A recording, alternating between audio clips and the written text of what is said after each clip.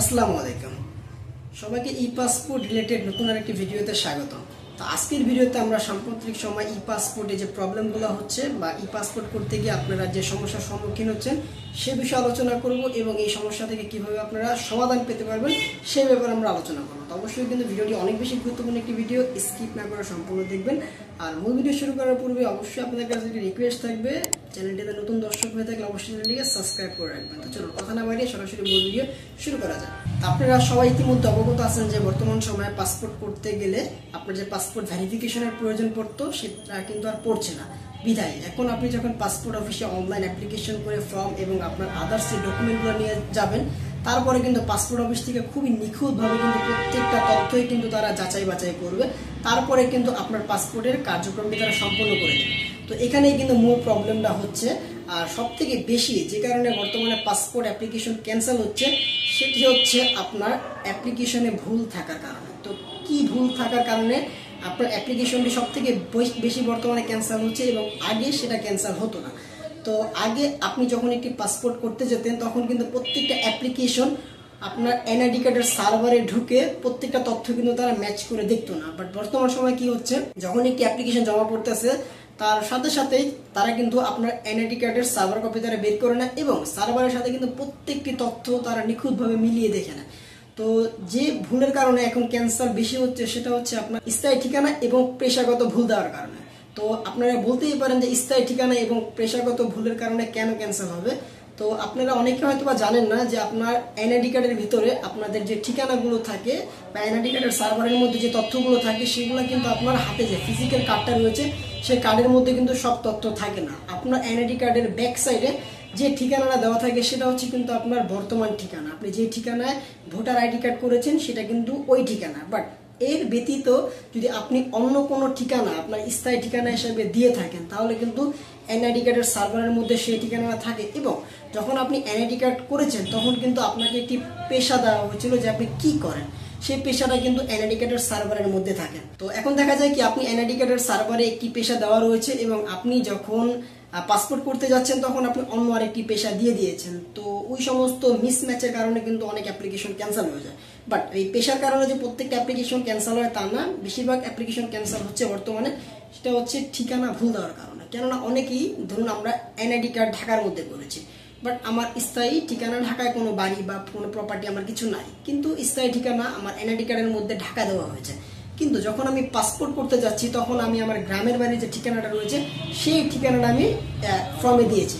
কিন্তু যখন তারা এনআইডি কার্ডের সার্ভারের মধ্যে দেখলো যে আমার এনআইডি কার্ডের স্থায়ী ঠিকানা ঢাকার দেওয়া কিন্তু আমি স্থায়ী ঠিকানা আরেকটি দেখিয়েছি, তো তখন কিন্তু তারা সেই অ্যাপ্লিকেশনটি অ্যাকসেপ্ট করে না, তখন কিন্তু তার অ্যাপ্লিকেশনটি ক্যান্সেল করে দেয়, বলে আপনার এনআইডি কার্ড সংশোধন করে নিয়ে আসেন অথবা এনআইডি কার্ডের অনুযায়ী আপনি পাসপোর্টের ফর্ম ফিল আপটা করে নিয়ে আসেন। তো এখন এই যে প্রবলেমগুলো হচ্ছে এটার আমরা এখন কিভাবে সমাধান পেতে পারি।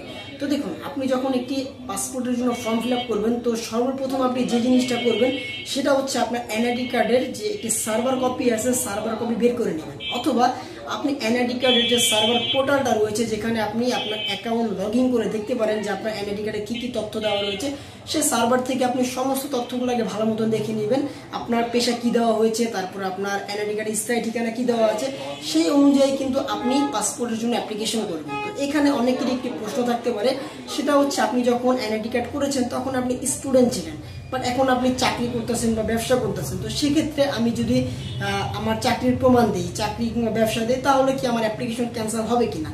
তো সেই সমস্ত ক্ষেত্রে কিন্তু অ্যাপ্লিকেশন ক্যান্সেল হবে না বা কোনো প্রকার ঝামেলা করবে না। যদি আপনি পেশা স্টুডেন্ট দিয়ে যদি আপনি অন্য কোনো কিছু দেখান যে আমি প্রাইভেট চাকরি বা কোনো বিজনেস করি, সেক্ষেত্রে আপনার সেই চাকরির প্রমাণ একটা প্রত্যয়নপত্র বা এনওসি অথবা বিজনেস করে থাকলে সে ট্রেড লাইসেন্সের কপি আপনাকে সাবমিট করতে হবে। এর পাশাপাশি কিন্তু আরো একটি কারণে আপনার পাসপোর্টে এখন ঝামেলা করতে হচ্ছে, সেটা হচ্ছে আপনার জন্মস্থান। কেননা অনেক আইডি কার্ডের ব্যাক সাইডে কিন্তু আপনার জন্মস্থান প্লেস অফ বার্থটা কিন্তু লেখা থাকে না, বাট যখন পাসপোর্টে ফর্ম ফিল আপ করতে যাবেন তখন কিন্তু প্লেস অফ বার্থ উল্লেখ করতে হয়। বাট এখন দেখা গেল কি আপনি প্লেস অফ বার্থ দিলেন আপনি যেখানে জন্মগ্রহণ করেছেন সেখানে, কিন্তু এনআইডি কার্ডের ভিতরে আপনার আরেকটা প্লেস অফ বার্থ দেওয়া, মানে আপনি যেখানে ভোটার হয়েছেন সেই ঠিকানাটা আপনার প্লেস অফ বার্থ দিয়ে রাখছেন। তো সেই সমস্ত ক্ষেত্রেও কিন্তু একটি অ্যাপ্লিকেশন বর্তমানে ক্যান্সেল হয়ে যাচ্ছে পাসপোর্টে।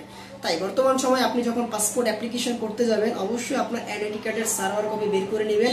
এনআইডি কার্ডের সার্ভারে ঢুকে আপনি আপনার তথ্যগুলো চেক করে নেবেন যে তথ্যগুলো কি দেওয়া আছে, সেই অনুযায়ী কিন্তু আপনি অ্যাপ্লিকেশন করবেন। তো এখানে আরও একটি প্রবলেম অনেকেরই হয়ে থাকে, সেটি হচ্ছে নিজের এনআইডি কার্ডের সাথে নিজের বাবা মার এনআইডি কার্ডের যদি মিসম্যাচ হয় তাহলে কোনো প্রবলেম হবে কিনা। তো দেখুন, যেহেতু পাসপোর্ট আপনি আপনার নিজের এনআইডি কার্ড থেকে করবেন, তো সেহেতু আপনার নিজের এনআইডি কার্ডে যে তথ্যগুলো আছে সেই তথ্য অনুযায়ী করবেন। যদি আপনার বয়স কম থাকে, যদি আপনার বয়স 20, 22, 25 থাকে, সেক্ষেত্রে তারা বাবা মার এনআইডি কার্ড দেখতে চায়।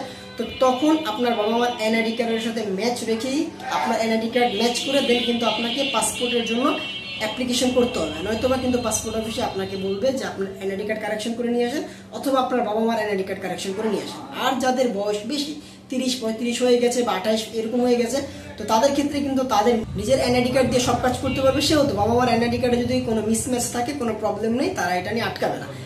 আশা করি আপনারা বুঝতে পেরেছেন যে বর্তমান সময় কি সমস্যা হচ্ছে, কিভাবে আপনারা সমাধান পাবেন। তো সমাধান একদম সিম্পল একটি সমাধান। আপনারা এনআইডি কার্ডের সার্ভারে ঢুকে সার্ভার থেকে সমস্ত তথ্যগুলো দেখে নেবেন, একটি সার্ভার কপি বের করে নেবেন, তারপর সেই অনুযায়ী আপনারা পাসপোর্টের জন্য অনলাইন অ্যাপ্লিকেশন করবেন। আজকের ভিডিও পর্যন্ত। ভিডিও ভালো লাগে থাকলে লাইক করে দেবেন, আর চ্যানেল ভালো থাকলে চ্যানেলটিকে সাবস্ক্রাইব করে রাখবেন। দেখা হচ্ছে পরবর্তী ভিডিওতে। এগুলো ভালো থাকবেন। আল্লাহ হাফেজ।